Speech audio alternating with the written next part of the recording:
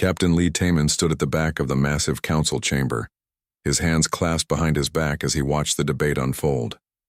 The chamber was enormous, with seats arranged in circular tiers that stretched up toward a dome ceiling painted with stars from 1,000 different worlds.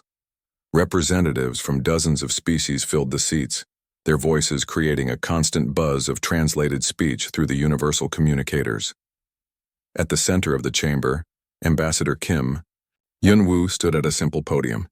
He was a small man compared to most of the alien representatives around him, but his voice was steady and clear as he spoke into the floating microphone. "Honored counselors," Kim Hyun-woo said, "I come before you today with an urgent request. 3 of our outer colonies are under attack by the Devourers. Our people are dying. We need immediate military assistance." Lee Taman watched as several of the alien representatives shifted in their seats. Some looked bored. Others seemed annoyed. None looked concerned. High Chancellor Mordun floated above the chamber in his energy form, a shifting mass of blue and silver light. His voice boomed from speakers placed around the room. "Ambassador Kim, the Council appreciates Earth's situation. However, we must consider the greater good of all member species." "The greater good?" Kim Hyun-woo's voice rose slightly. "Chancellor, with respect, Earth has provided military support to 7 different Council operations in the past 50 years. We've never asked for anything in return until now." Councillor Vrextal, a large reptilian being with green scales and cold yellow eyes, let out what sounded like a laugh. "Yes, humans are quite eager to fight, aren't they? Like young animals, showing off their strength." Lee Taman felt his jaw tighten. He had served in 3 of those military operations Vrextal was dismissing so casually. He had watched good soldiers die helping species that now acted like Earth owed them something. "The Devourers have already consumed Colony 7. Kim Hyun-woo continued, his voice now tight with emotion. 200,000 people gone. Colony 4 and Colony 9 are fighting for their lives right now. We estimate they have maybe 2 weeks before they fall." "How unfortunate," Vrextal said, examining his clawed fingers. "But the Council must allocate resources carefully. We cannot rush to help every species that faces difficulties." "Difficulties?" Kim Hyun-woo stared at the reptilian counselor. "These aren't difficulties, this is genocide. The Devourers don't just kill people, they consume them. They turn living beings into more of themselves." Another counselor spoke up, this one resembling a giant insect with multiple arms. "Perhaps this is a learning experience for humanity. Young species must prove their worth through trial." Lee Taman had heard enough. He started walking down the corridor steps toward the main floor, his military boots clicking on the polished stone. Several alien heads turned to watch him approach. "Captain Lee?" Kim Hyun-woo said as he reached the podium. "I didn't expect you here." "Admiral Park sent me to observe," Lee Taman replied quietly. She wanted a military perspective on the Council's response.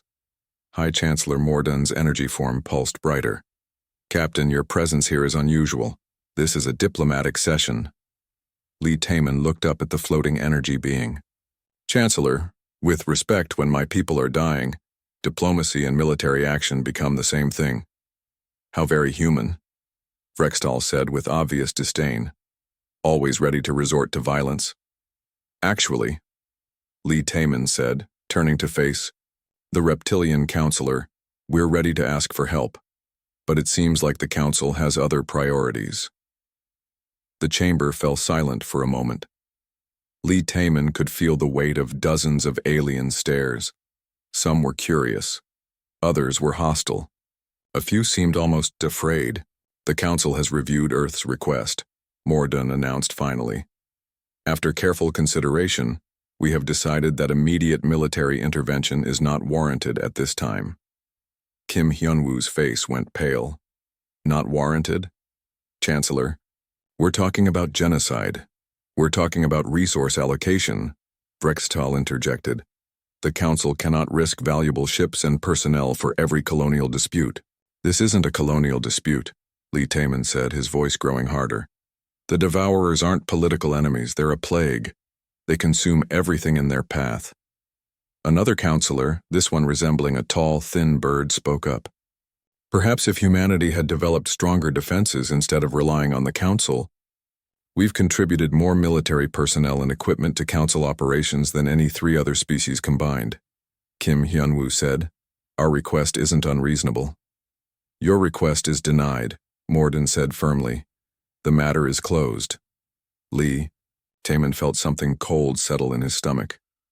He looked around the chamber at the faces of beings his people had fought and died to protect. None of them seemed to care that human colonies were burning. "I have one more thing to say," Kim Hyun-woo announced, his voice suddenly very calm. "Ambassador," Morden warned, "the session is concluded." "No," Kim Hyun-woo said. "It's not." He reached into his jacket and pulled out a small device. Lee Taman recognized it immediately. It was a quantum communicator, the kind used for emergency broadcasts to Earth. "Admiral Park," Kim Hyun-woo said into the device. "Please confirm authorization." "Alpha 77. Lee Taman's communicator beeped. He looked down at the message and felt his blood run cold. Colony 4 had fallen 30 minutes ago. Colony 9 was requesting immediate evacuation. 300,000 more people were going to die. "Authorization confirmed." Admiral Park Soo-jin's voice came through the communicator clearly. "You are authorized to implement Protocol 7. Lee Taman knew what Protocol 7 meant. Every human in the military knew. It was the formal withdrawal protocol. "Counselors of the Galactic Council," Kim Hyun-woo said, his voice now carrying clearly. "Through the chamber's speakers, I have an announcement to make." "Ambassador, you are out of order," Morden said angrily. "For 150 years, Earth has been a member of this council," Kim Hyun-woo continued, ignoring the Chancellor's protest. "We have contributed our resources, our technology, our people, and our lives to the common good. We have asked for little in return." Vrextal stood up from his seat. "Enough of this drama. Your colonies are your responsibility." "You're right," Kim Hyun-woo said. "They are our responsibility. And we have failed them by trusting in the wisdom and compassion of this council." The chamber was completely silent now. Even the constant buzz of the universal translators seemed muted. "Today you have shown us that the Galactic Council values political convenience over justice. You have shown us that the lives of humans matter less than the comfort of older species. You have shown us that our loyalty and sacrifice mean nothing when we need help in return." Lee Taman watched as several counselors shifted uncomfortably in their seats. Some were beginning to look worried. "Therefore," Kim Hyun-woo said, his voice clear and steady, "by the authority granted to me by the Earth government and confirmed by Admiral Park Soo-jin of the Earth Defense Fleet, I formally announce that Earth hereby withdraws from the Galactic Council, effective immediately." The silence that followed was deafening. Lee Taman could almost feel the shock radiating from the alien representatives. Morden's energy form flickered wildly. "You cannot be serious. This is obviously an emotional outburst. Earth cannot survive without the Council." "We'll find out," Kim Hyun-woo replied. He reached up and unpinned the small badge that marked him as an official Council representative. He placed it carefully on the podium. "Earth formally rejects the authority of the Galactic Council over human space and human affairs." Vrextal let out a harsh laugh. "This is ridiculous. You'll be back within a year begging for readmission." Kim Hyun-woo looked at the reptilian counselor with cold eyes. "Counselor Vrextal, you have made it very clear that the Council considers human lives to be acceptable losses for the greater good. We will remember that." "This is a mistake," Morden said, his voice now carrying a note of concern. "Earth benefits greatly from Council membership. Trade agreements, technology sharing, mutual defense." "Mutual defense?" Lee Taman spoke up, his voice cutting through the chamber. "Where was our mutual defense today? Where was it when the Devourers started their attack 3 months ago? Where was it when we lost Colony 7? He looked around the chamber, meeting the eyes of as many counselors as he could. "You want to know what's ridiculous? What's ridiculous is that we ever believed the Council would treat us as equals." "Captain Lee," the bird-like counselor said, nervously. "Surely this is just a misunderstanding. Perhaps if we reconsidered—" "Too late," Kim Hyun-woo said simply. He turned away from the podium and began walking toward the chamber's exit. Lee Taman fell into step beside him. "Wait," Morden called after them. "You cannot simply leave. There are procedures, treaties to discuss, transition periods to arrange." Kim Hyunwoo stopped and turned back to face the council one last time. "Chancellor, with all due respect, those are your problems now. Earth's representative to the Galactic Council no longer exists because Earth is no longer a member." As they reached the chamber's exit, Lee Taman heard Vrextal's voice behind them. "Good riddance. Humans were always too emotional for proper galactic politics." Lee Taman paused in the doorway and looked back. "Counselor, you might want to remember something. Every time the Council has faced..." Admiral Park Soo-jin stood in the main conference room aboard Earth's flagship, the Harmony. Through the massive viewport, she could see dozens of other ships from the Earth Defense Fleet. But these weren't just military vessels. Cargo ships, transport vessels, and civilian craft filled the space around them, all waiting for orders. "Status report," she said to the assembled officers around the holographic table. General Yoon Ji-hoon activated his datapad. "All human military personnel have been recalled from Council space. We've successfully extracted our people from 17 different Council worlds. No casualties." "What about the civilians?" Park asked. "Commander Naunbi can answer that," Yoon replied. Commander Naunbi stepped forward. She was smaller than most of the other officers, but everyone in the room knew her reputation. Special forces. The kind of person who could get into places that officially didn't exist and retrieve things that were supposedly impossible to steal. "We've evacuated all human research teams, diplomatic staff, and business representatives from Council space," she reported. 12,000 people total. We also retrieved significant amounts of sensitive material. "Sensitive how?" Park asked. Nay smiled coldly. "Let's just say we know a lot more about Council technology and political secrets than they think we do." Dr. Choi Min-jae cleared his throat. He was an older man with graying hair and tired eyes, but Park knew he was probably the smartest person in the room. "Admiral, if I may, it's time to discuss the real reason we're here." Park nodded. "Dr. Choi has something to show us, something we've been working on for a very long time." Choi activated the holographic projector in the center of the table. The image that appeared made several officers gasp. It showed a star map, but not of any region they recognized. "This is a map of space beyond the galactic rim," Choi explained. "Territory that the Council has never explored because they believe it's empty." "Is it empty?" General Yoon asked. "Far from it," Choi replied. "We've been sending unmanned probes out there for 30 years. What we've found is remarkable." The map zoomed in to show dozens of star systems. Habitable worlds, resources the Council has never dreamed of, and no hostile species. At least, none that we've detected. Captain Lee Taman, who had just returned from the Council station, leaned forward. "How is this possible? The Council has been exploring space for thousands of years." "The Council explores in directions that make political sense," Dr. Choi explained. "They follow established trade routes and stick to regions they can control. They've never looked beyond the galactic edge because they assume there's nothing there worth finding." Park stood up and walked to the viewport. "Tell them about the technology, Doctor."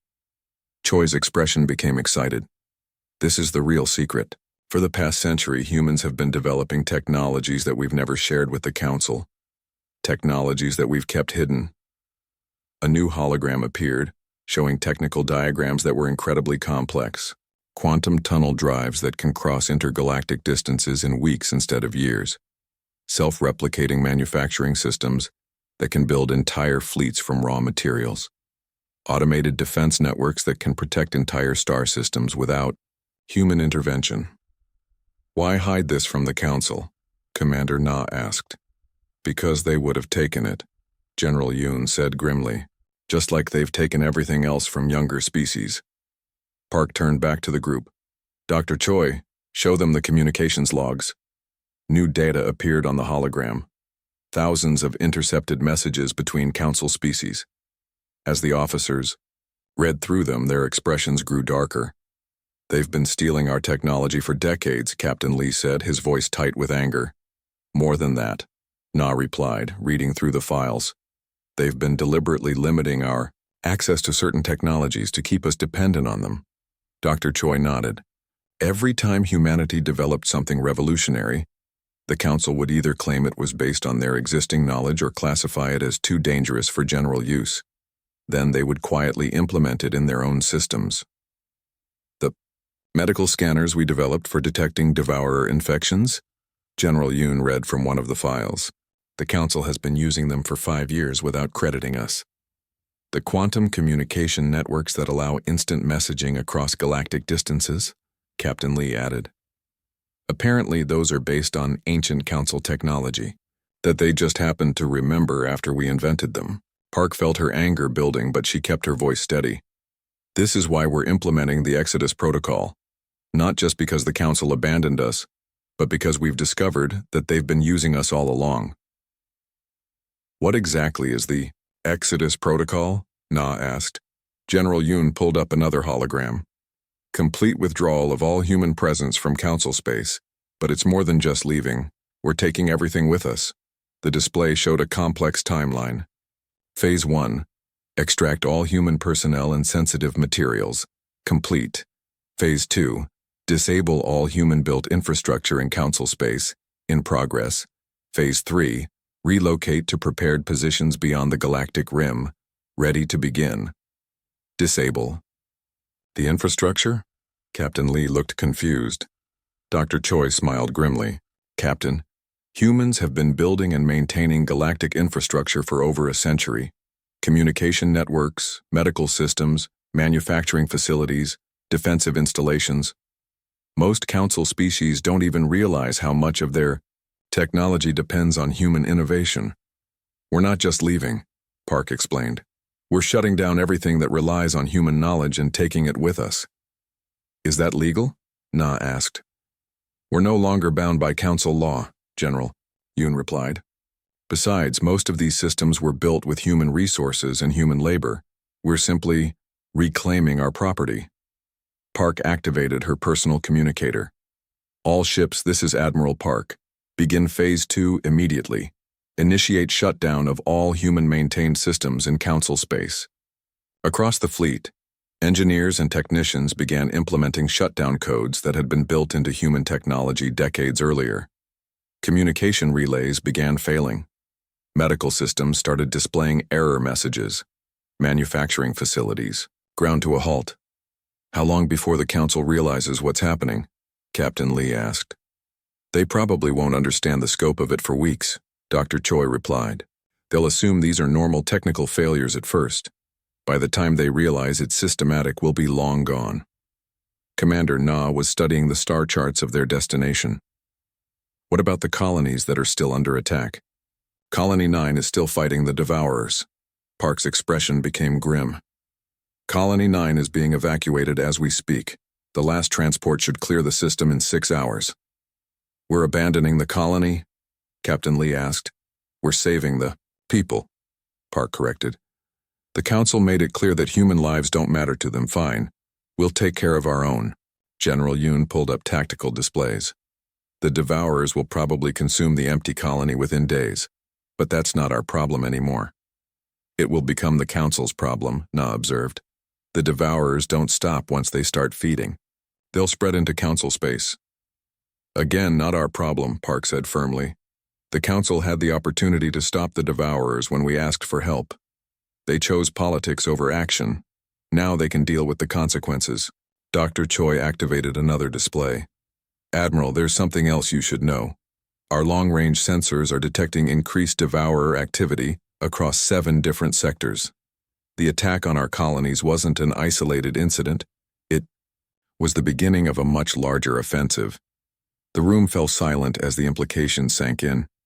The Council is about to face the largest Devourer incursion in galactic history, General Yoon said slowly, and they just lost their most effective military force.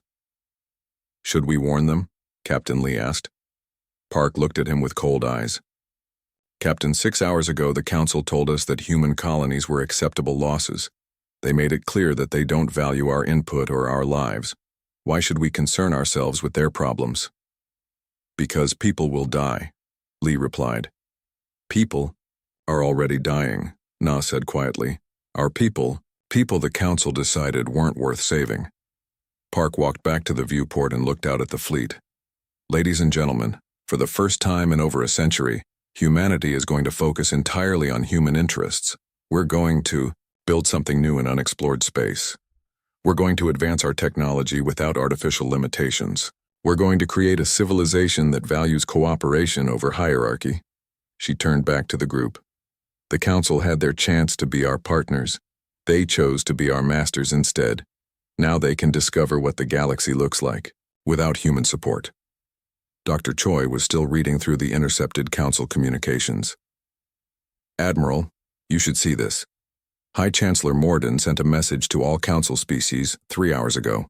He's calling our withdrawal a temporary, emotional response and predicting that we'll return within months. What else does he say? General Yoon asked. He's reassuring the other species that human contributions to galactic civilization have been minimal, and that the Council can easily replace anything we provided.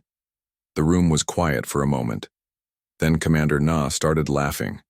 It wasn't a happy sound. They really don't understand. 3 months had passed since Earth's withdrawal from the Galactic Council, and Engineer Oh Sang-ho was watching the galaxy fall apart from the comfort of New Terra, humanity's first major colony beyond the galactic rim. He sat in the monitoring station, surrounded by screens showing communication intercepts from Council space. Admiral Park should see this, he said to his assistant, pointing at a series of error reports flooding in from across the galaxy. Admiral Park Soo-jin arrived at the monitoring station within minutes, followed by Trade Minister Ko Jin-wook and President Lim Yoon-ji, who had traveled to New Terra to oversee the colony's development. What are we looking at? Park asked. Oh pulled up a galactic map covered in red warning indicators. Universal translation failures across 43 sectors. The systems are breaking down faster than we predicted. Explain it to me in simple terms, President Lim said, settling into a chair beside the engineer. The universal translation protocols that allow different species to communicate with each other, Oh explained. They're based on linguistic algorithms I developed 15 years ago. The Council never knew the source code came from human researchers. What does that mean practically? Ko asked. It means that species who've been talking to each other for centuries are starting to have trouble understanding each other. Oh replied. Look at this. He played an audio recording of a council session from the previous week. The voices were garbled, with obvious translation errors creating confusion and misunderstandings between different species. The Zephyrian representative thinks the Altarians insulted his family lineage.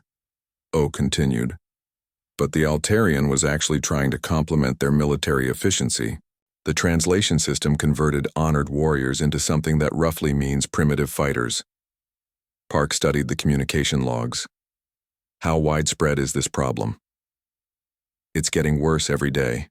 The translation systems need regular updates and maintenance. Without human technicians providing that support, the entire network is degrading. President Lim looked troubled. People are going to get hurt because of miscommunication. People are already getting hurt, Ko said, reviewing economic reports on his data pad. Admiral, the galactic economy is in free fall. He projected his data onto the main screen. Charts showed dramatic declines in trade, manufacturing, and transportation across Council space.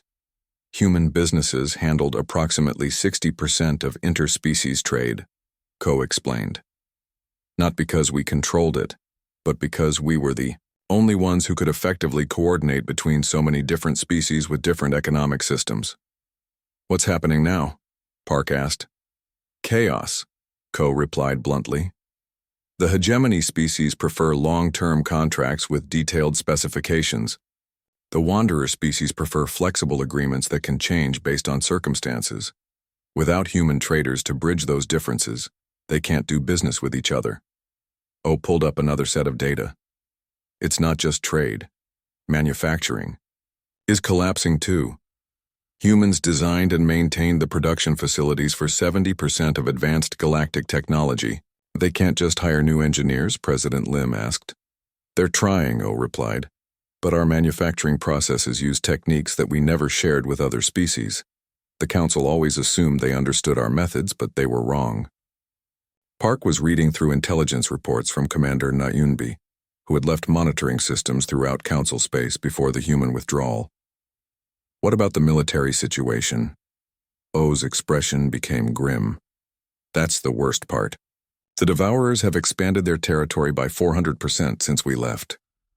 The main screen switched to show tactical maps of Devourer movements. Red areas indicating consumed worlds were spreading like a disease across the galaxy.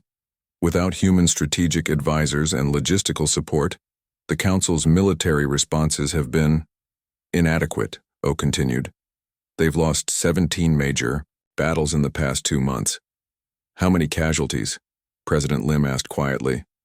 We estimate over 50 million beings across multiple species, Park replied. The Devourers are adapting to Council tactics faster than the Council can adapt to fighting without human support. Ko was reviewing financial reports. The interesting thing is that most Council species still don't understand what's happening. They're treating these as separate, unrelated problems. They don't see the connection? President Lim asked.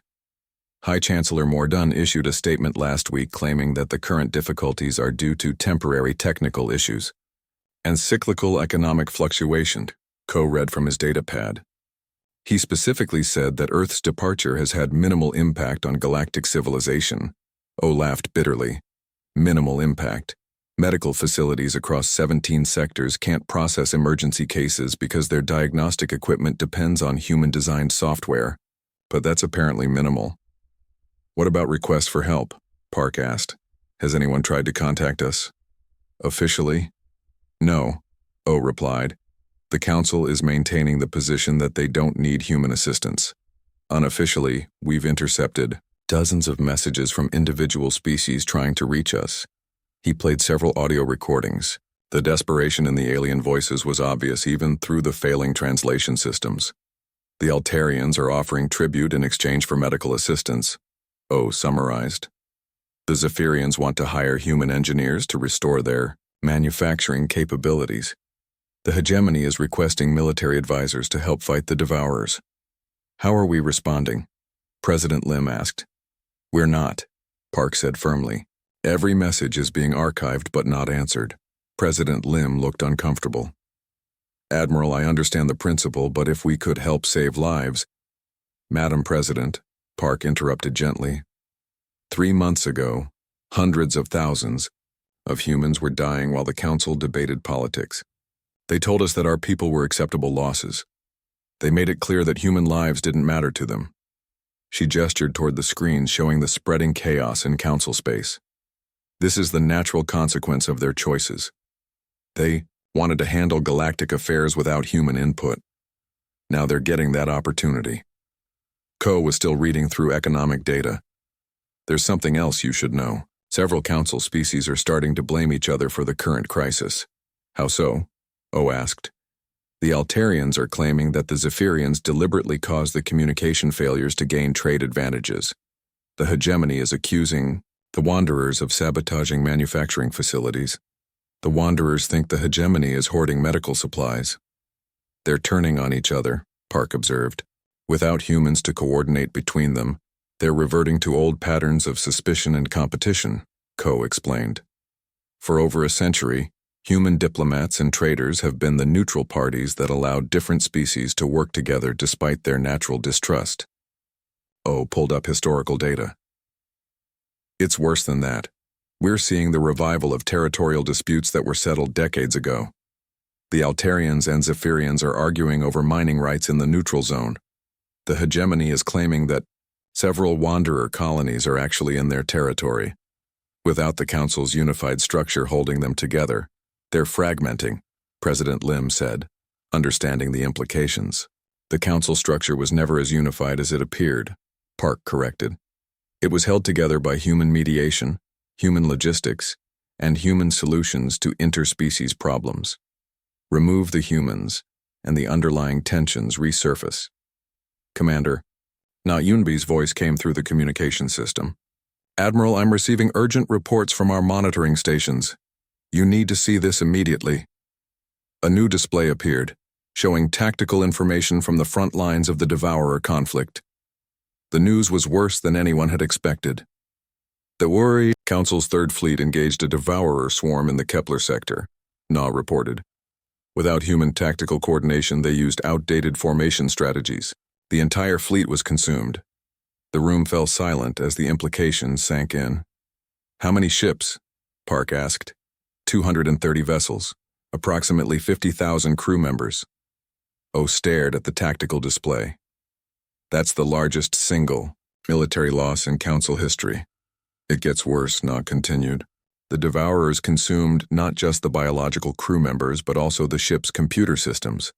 They're adapting faster than ever before. Ko looked puzzled. How does that affect us?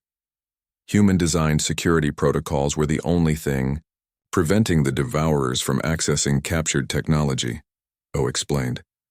Without those protections, they can now absorb and use Council ship designs. They're going to have a Devourer fleet, Park said grimly. President Lim stood up and walked to the viewport overlooking New Terra's growing cityscape. How long before they reach the core Council worlds? At their current rate of expansion, they'll reach the inner systems within 6 months, Na reported. Maybe less if they keep gaining access to captured technology. And the Council still hasn't asked for our help, President Lim asked. Officially, they're maintaining that the situation is under control, O replied. High Chancellor Morden issued another statement yesterday claiming that the Devourer threat is being managed through proper Council procedures. Park joined President Lim at the viewport. Below them, human colonists were 1 year after Earth's withdrawal from the Galactic Council, scholar Bang Sung-jin stood in the archives of New Terra's largest university, surrounded by holographic displays showing the collapse of galactic civilization. As humanity's chief, historian for extragalactic affairs, he had been documenting the systematic failure of every major institution in Council space. The pattern is remarkable, he said to his research assistant, highlighting different sectors on the galactic map. It's not just random failures. It's a cascade effect, where each system failure triggers multiple others. President Lim Yoonji entered the archive room, followed by Admiral Park Soo-jin and several other senior officials. They had come to review Bang's comprehensive report on the state of the old galaxy. Scholar Bang, President Lim said, give us the overview. How bad? Is it really? Bang activated the main holographic display showing a galaxy-wide status map. More than half of it was colored in various shades of red and orange, indicating different levels of system failure. Madam President, the Galactic Council as a functioning government effectively ceased to exist 4 months ago, Bang reported. What we're seeing now is the final collapse of institutions that were already failing. Walk us through it, Admiral Park said, settling into a chair. The first phase was infrastructure failure, Bang began, highlighting different sections of the map. Without human maintenance, the galactic communication network degraded until most species could no longer effectively coordinate with each other. What was the practical effect? President Lim asked. Trade agreements fell apart because species couldn't negotiate terms they both understood. Military operations failed because different fleets couldn't communicate tactical information. Diplomatic relations deteriorated as translation errors created international incidents. Bang showed them recorded examples. In one, a routine trade negotiation between the Altarians and Zephyrians had devolved into threats of war, because the translation system had converted a standard business term into what the Zephyrians considered a grave insult. The second phase was economic collapse, Bang continued. Without human logistics coordination, the complex web of interspecies trade simply broke down. Admiral Park studied the economic data. How severe was the impact? Galactic trade volume dropped by 80% within 6 months, Bang replied. Manufacturing output fell by 70%. Most species were forced to become self-sufficient, but many lacked the technology or resources to maintain their previous standard of living. And the Council's response? President Lim asked. Complete denial, followed by attempts to blame member species for failing to adapt to temporary challenges, Bang said. High Chancellor Morden spent months insisting that the problems were caused by sabotage by enemies of galactic unity. Did he ever specifically blame Earth? Admiral Park asked. Not publicly. The official Council position remained that Earth's withdrawal had minimal impact. However, we intercepted private communications where Morden admitted that the Council had underestimated human contributions to galactic infrastructure. Bang pulled up a series of emergency council sessions recorded over the past year. The deterioration was visible not just in the content, but in the quality of the recordings themselves. Early sessions were clear and well translated. Later ones were filled with static, translation errors, and technical failures. The third phase was military collapse, Bang continued. This was accelerated by the Devourer offensive, but the underlying cause was the same: loss of human coordination and technological support. The display showed battle after battle where Council forces had been defeated. The tactical analyses were devastating. In every case, Council forces used strategies that had worked when they had human support, Bang explained. Complex multi-species operations that required precise coordination. Advanced technological solutions that depended on human engineering. Without that support, these strategies became suicide missions. What about the Devourers themselves? President Lim asked. How much territory have they taken? Approximately 30% of the galaxy's inhabited systems, Bang replied grimly. They've consumed an estimated 2 billion beings across dozens of species. The room fell silent as the magnitude of the loss sank in. Are the Devourers still expanding? Admiral Park asked. Actually, no, Bang said, surprising everyone. They've stopped their advance about 3 months ago. Why? President Lim asked. They've consumed all the easy targets. The remaining Council forces have retreated to heavily fortified core systems, and the Devourers seem to be consolidating their gains rather than pressing the attack. Bang showed them intelligence gathered by Captain Shin Haewan's exploration fleets. More interesting is what Captain Shin has discovered in the previously unexplored regions beyond the galactic rim. The display changed to show star charts of humanity's new territory. Instead of the red and orange of the failing Council space, these systems were marked in blue and green, indicating stable, growing colonies. Human expansion has been remarkable, Bang reported. We've established 47 major colonies and over 200 research outposts. Our population in extragalactic space now exceeds 50 million. What about resources? Admiral Park asked. We've discovered resource deposits that make the old galaxy look impoverished, Bang replied enthusiastically. Rare elements that exist only in intergalactic space, energy sources that could power entire civilizations, and the ancients have been sharing technologies that the Council never imagined. President Lim looked interested. Tell me more about the ancients. They've been observing galactic civilization for millions of years, Bang explained. According to their records, they've watched dozens of galactic governments rise and fall. They were waiting for a species that demonstrated wisdom, innovation, and the courage to break free from failed systems. And they think humanity qualifies? President Lim asked. They've formally recognized humanity as the inheritors of the next age, Bang said, reading from his notes. They've granted us access to technologies that could make us effectively immortal as a civilization. Dr. Kang Minji entered the archive room, carrying data pads filled with xenobiological research. President Lim, I have an update on the Devourer situation that you need to hear. Go ahead, Doctor. President Lim said. The Ibir, Devourers aren't actually a natural species, Kang reported. They're a biological weapon created by the Council's predecessors approximately 50,000 years ago. The revelation stunned everyone in the room. A weapon? Admiral Park asked. Created by whom? The hegemony of that era, Kang explained. They were facing a rebellion by younger species and created the Devourers as a tool of genocide.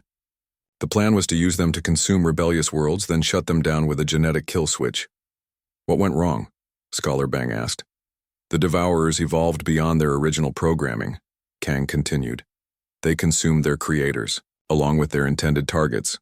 The kill switch technology was lost when the hegemony fell. Are you saying the Council has been dealing with a weapon they didn't know how to control? President Lim asked. Worse, Kang replied.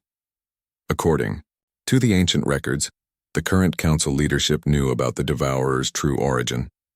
They've been using the threat to maintain political control, allowing small outbreaks to eliminate troublesome worlds while keeping the main Devourer mass contained.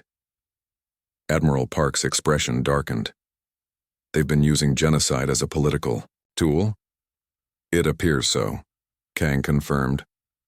The recent massive outbreak that destroyed our colonies was supposed to be a limited action to remind younger species of their dependence on Council protection. But without human technological support, they lost control of the situation. So our people died because the Council was playing political games with a genocidal weapon? Scholar Bang asked, his voice tight with anger. That's correct, Kang said. And there's more. The ancients have provided us with the original Devourer control technology. We have the ability to stop them completely. President Lim was quiet for a long moment, processing the implications. Doctor, are you saying we could save the remaining Council worlds? We could eliminate the Devourer threat entirely, Kang confirmed. The technology exists. We have it. We could deploy it within weeks. And the cost to us? Admiral Park asked. Minimal. The control technology is automated. We would simply need to deploy it in Devourer-controlled space and activate it. The room was silent as everyone considered the moral implications. Madam President, Scholar Bang said carefully, I feel obligated to point out the historical context. The Council deliberately used a genocidal weapon for political control. They allowed that weapon to consume our colonies, rather than risk losing their political dominance. Now they're facing the consequences of their own choices. I understand. The context, President Lim replied. But we're talking about billions of innocent lives. Innocent? Admiral Park asked. Scholar Bang, show the President the public opinion data from Council worlds during our withdrawal. Bang reluctantly activated a series of opinion polls and media reports from various Council species during Earth's departure. 73% of Altarians supported the Council's decision to deny aid to human colonies. Bang read. 86% of Zephyrians agreed that younger species should solve their own problem. 2 years after Earth's withdrawal from the Galactic Council, Ambassador Kim Hyunwoo stood in the communication center of Terra Prime, humanity's new capital beyond the galactic rim. The irony was not lost on him that he now held the title of Minister of Intergalactic Affairs for a civilization that had grown far beyond anything the old Council had ever imagined. Minister, his aide said, approaching with a data pad. We're receiving what appears to be a final transmission from Council. Space. Kim took the pad and read the message source. It was from Counselor Vrextal, the same reptilian being who had dismissed human concerns 2 years earlier. Now his transmission was coming from an emergency bunker on the Altarian homeworld. Put it through, Kim said. Vrextal's image appeared on the main screen, but he looked nothing like the arrogant politician Kim remembered. The reptilian's scales were dull and scarred, his eyes filled with desperation. Behind him, Kim could see the flickering lights of failing emergency systems. Minister Kim, Vrextal began, his voice hoarse. I need to speak with someone in authority. The situation here is, we need help. Kim listened impassively as Vrextal continued. The Devourers reached the inner systems 3 days ago. The hegemony worlds have fallen. The Zephyrian home fleet was consumed yesterday. We're the last major world still holding out, and our defenses are failing. I see, Kim replied neutrally. And what would you like me to do about this situation? Vrextal's composure cracked completely. We were wrong. The Council was wrong. We didn't understand. We didn't realize how much we depended on human support. Please, there are millions of civilians here, children. They don't deserve to die for our mistakes. Kim was quiet for a moment, considering his response. Counselor Vrextal, 2 years ago you told us that human colonies were acceptable losses for the greater good. You said that younger species must prove their worth through suffering. I know what I said, Vrextal replied, tears visible in his alien eyes. I was wrong. We were all wrong. But please don't let our mistakes condemn innocent people to death. Counselor, Kim said gently, Earth's position on this matter was decided some time ago. We are no longer members of the Galactic Council, and Council affairs are not our responsibility. But you have the power to stop the Devourers, Vrextal pleaded. We know you do. The ancients have shared their technology with you. You could save what's left of galactic civilization. The galactic civilization you're referring to chose to exclude us, Kim replied. You made it clear that you didn't want human participation in galactic affairs. We've simply honored your wishes. Vrextal's transmission began to break up as his world's communication systems failed. Please remember us as we were, not as we became. The transmission ended as Devourer ships reached Altaria's orbital platforms. Kim stood quietly for a moment, then turned to his aide. Archive that transmission with the others. Scholar Bang will want it for the historical record. Yes, sir. Minister, President Lim is waiting for you in the council chambers. The representatives from the Terran Frontier Alliance have arrived. Kim nodded and made his way through Terra Prime's gleaming corridors. The city was a marvel of human engineering, built with technologies that surpassed anything the old council had possessed. Clean energy, perfect environmental controls, and architectural designs that seemed to defy physics. He entered the council chambers to find President Lim Yunji seated at a curved table with representatives from dozens of species. But these weren't the old council races. These were civilizations from beyond the galactic rim, beings who had chosen to join humanity's new federation based on equality and mutual respect. Minister Kim, President Lim said as he entered, we were just discussing the expansion protocols for the Alliance. Admiral Park Soo-jin activated a holographic display showing their current territory. It was impressive. What had started as a desperate flight from council space had become the foundation of a new galactic civilization that spanned regions the old council had never even explored. Current membership stands at 97 species across 432 star systems, Admiral Park reported. We're receiving applications for membership faster than we can process them. Captain Shin Haewon, now promoted to Admiral of Exploration, added her own report.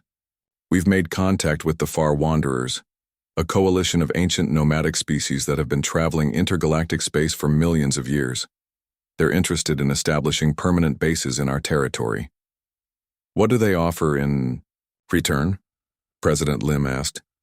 Knowledge, replied Dr. Kang Minji, who had become humanity's chief xenobiologist and cultural liaison. The Far Wanderers have mapped dozens of galaxies. They know about civilizations, resources, and technologies that we can't even imagine. Kim took his seat at the table. Has there been any word from the council remnants? The Galactic Council, officially dissolved 6 months ago, Admiral Park reported. The few surviving species have either joined independent coalitions or gone into isolation. High Chancellor Morden died when the Council's capital world fell. What about individual species that want to join our alliance? President Lim asked. Dr. Kang consulted her notes. The Wanderer clans have been excellent members. They've contributed significantly to our exploration efforts and have adapted well to our governance model. 3 other former council species have requested consideration, but they're still going through the evaluation process. What's involved in that process? Kim asked. Complete cultural and governmental reform, President Lim explained. We've learned from the Council's mistakes. We don't accept hierarchical species that view other beings as inferior. Every member of the Alliance must demonstrate a commitment to equality and cooperation. One of the non-human representatives, a crystalline being from the Chorus Collective, spoke up. Minister Kim, our species is curious about humanity's relationship with your former government. Do you intend any future contact with Council Space? Kim considered the question carefully. The old galaxy has made its choices. They rejected human partnership when we offered it freely. They dismissed our contributions and treated our people as expendable. We've moved beyond that. But the Devourer threat remains, another representative observed. Our long-range sensors show that they control approximately 40% of the old galaxy. Dr. Kang activated new data displays. Actually, the Devourer situation has stabilized. They seem to have reached the limit of their expansion. The remaining Council worlds have retreated to heavily defended core systems that the Devourers apparently consider too costly to attack. So there's a stalemate? President Lim asked. More like a division, Dr. Kang replied. The old galaxy has effectively been split between Devourer territory and Council Remnant territory. Neither side seems interested in pressing for total victory. Admiral, Park looked thoughtful. The interesting thing is that both sides have been sending messages requesting contact with us. What kind of messages? Kim asked. The Council Remnants want military assistance against the Devourers. The Devourers want to negotiate some kind of non-aggression pact with our alliance. The Devourers want to negotiate? President Lim looked surprised. Apparently they've evolved beyond their original programming, Dr. Kang explained. They're still primarily a consuming organism, but they've developed rudimentary political consciousness. They recognize that our alliance represents a power. They can't simply consume. The crystalline representative spoke again. What is humanity's position on these requests? We're not interested in either, President Lim said firmly. The old galaxy created its own problems. They can solve them without our involvement. Kim nodded in agreement. Our focus is on building something better out here. The Alliance has achieved in 2 years what the Council couldn't accomplish in centuries. Speaking of achievements, Admiral Shin said, I have exciting news from the exploration fleets. We've discovered what the ancients call a galaxy bridge, a natural phenomenon that allows rapid travel between galaxies. How rapid? President Lim asked. Crossing to the nearest galaxy takes about 3 months instead of 3 centuries, Shin replied. We could begin true intergalactic exploration and colonization. The room buzzed with excitement as the implications sank in. That changes everything, Kim said. We wouldn't just be building a new civilization in this region. We could be establishing the foundation of an intergalactic federation. The ancients have offered to guide our expansion, Dr. Kang added. They've been waiting for a species capable of taking that step. They believe humanity has that potential. President Lim stood and walked to the chamber's main viewport. Outside, she could see the thriving metropolis of Terra Prime, with ships from dozens of species moving between the orbital platforms. Beyond that, the lights of other human colonies were visible in nearby star systems. 2 years ago, we were junior members of a galactic government that saw us as useful tools at best, she said. Today, we're the founders of an alliance that spans regions of space the old council never imagined existed. She turned back to the assembled representatives. I think it's time to make our position clear to anyone in the old galaxy who might still be wondering about our intentions. What did you have in mind? Kim asked. A formal declaration, something that makes it clear that Earth and the All